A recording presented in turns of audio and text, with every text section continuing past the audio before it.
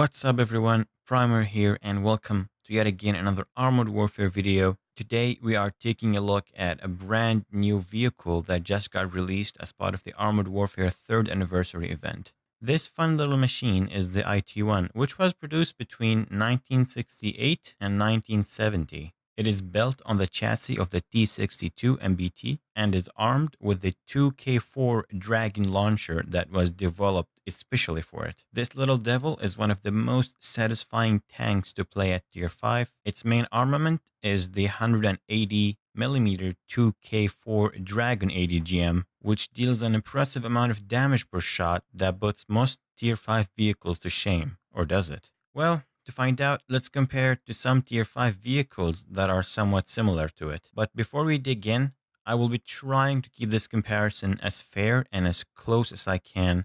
And for that, all the vehicles being compared are fully upgraded and have the same commander, crew levels, and skills when applicable, but none of them has retrofits installed.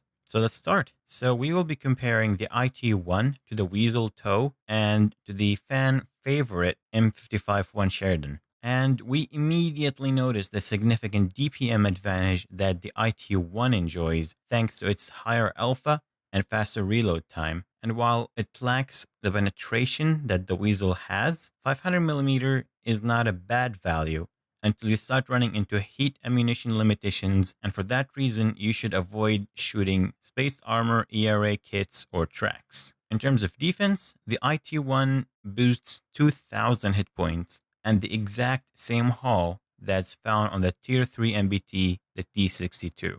So while the armor on the IT-1 is not great by any measures, especially at Tier 5, it is somewhat sufficient to resist most of the autocannon fire at that tier and pull off a ricochet or two every now and then.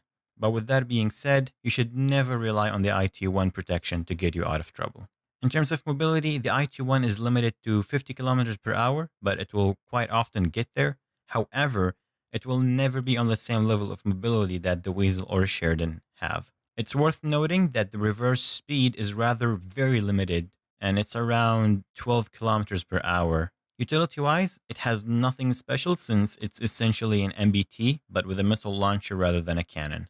The turret traverse is actually quite nice, and it can keep up with the hull, unlike on the Sheridan. And before I show you my recommended setup on the IT-1 and some gameplay, I have some final notes. So the ADGM launcher might seem to be fixed and doesn't tilt, but the fact is it can depress and elevate, just not visually, at the time of recording this video, so it could be a bug. The ADGM velocity is quite good, which should help you in my recommended way to play this vehicle, which is to stay at mid to long ranges and play a supporting role in one of the highest DPM tanks at Tier 5. The smoke on the IT-1 is deployable exhaust smoke, which means it has 360 degrees of coverage. However, if an enemy is too close, you will still be spotted, so you can't really rely on it in that situation. Now, for the tank setup, I recommend using an improved gun breech, augmented optics, and improved telescopic lenses or control units for improved ATGM control and accuracy. For crew skills, try picking up the improved turret traverse and sharpshooter on the gunner. And for the driver, off-road driving and field repair should serve you well. As for the commander, it's down to your playstyle, but I like to use Cortez to increase my DPM by 10%, or Ionis to improve my ATGM control and reload. For battle replays, I tried to get some PvP battles in the IT-1, but due to the current situation where bots are still filling teams at Tier 5, I couldn't get any meaningful results. So instead, I will leave you with a PvE battle replay that should give you a very good idea on the IT-1's capabilities.